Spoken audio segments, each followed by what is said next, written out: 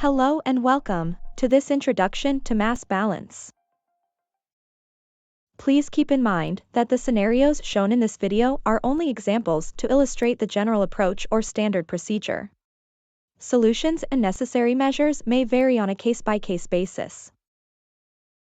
All producers certified under the GLOBAL.Ga.P standard are required to document mass balance. This supports the integrity of the certification and is a key element of identification, segregation, and traceability. Mass balance is just a formal way of measuring inputs and outputs, accounting for any losses during the production process over a specific period of time. It needs to balance the harvested and delivered quantities that are available to be sold with the losses during handling and sorting, the amount in storage, and the remaining product that is sold to a customer. Mass balance is often referred to as a calculation. This is what the equation should generally look like. Harvested plus delivered quantities equals the amount of food waste plus the amount in storage plus the quantity that was sold. In a nutshell, mass balance means that the amount of inputs and outputs should be balanced. Producers establish a mass balance for each product and for a defined frequency that is appropriate for their operation. A producer who grows cherries, a short-season product, and oranges, a long-season product, may have one seasonal mass balance for cherries and 2 to 3 monthly mass balances for oranges. The amount of harvested product is generally determined through harvest records, such as delivery notes. The sales quantities are tracked through invoices, other transaction documentation, and production records. For producers, mass balance helps to record and trend volumes during the season and year to year. Over time, this information builds an average value calculation, allowing producers to understand where products are lost and enable improvement.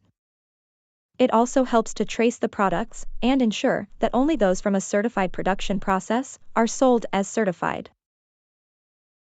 External auditors need to understand the requirements of a mass balance so that they can check that non-certified product is not sold as certified. The auditor, reviewing the mass balance documentation, makes sure that products harvested and delivered as certified and non-certified roughly match the amount of products being sold as certified and non-certified, while taking into account reasonable losses and products remaining in storage.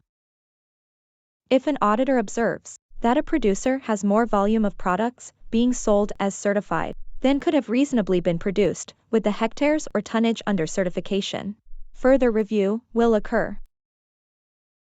Now, let's look at a simple example. Producer Maria has 1 hectare of apples that are all under GLOBAL.Ga.P IFA certification for fruit and vegetables. Based on previous years, Maria usually has a yield of about 50 metric tons per hectare. This year, a storm impacted Maria's orchard, and she lost several tons of fruit. After her apples have been picked, Maria weighs them and finds that she has harvested only 40 metric tons.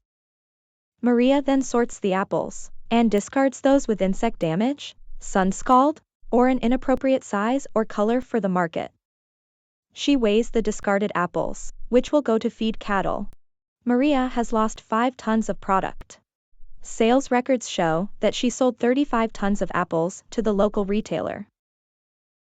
This is Maria's mass balance calculation.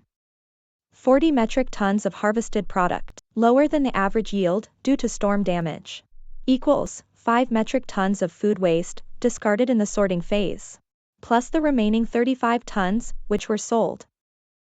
While this example is simple, the basic principles for calculations will be similar for larger farms, with more complex operations. If a producer purchases product from another source with a non-certified production process, they have to register for parallel ownership under the GLOBAL.Ga.P regulations. For example, producer Florian has 20 tons of apples that they grew on their farm.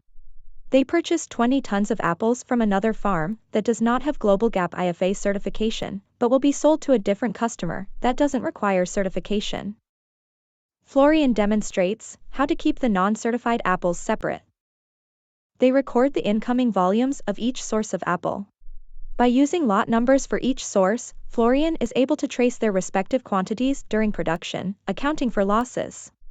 They also keep records of the volumes sold for each lot and source.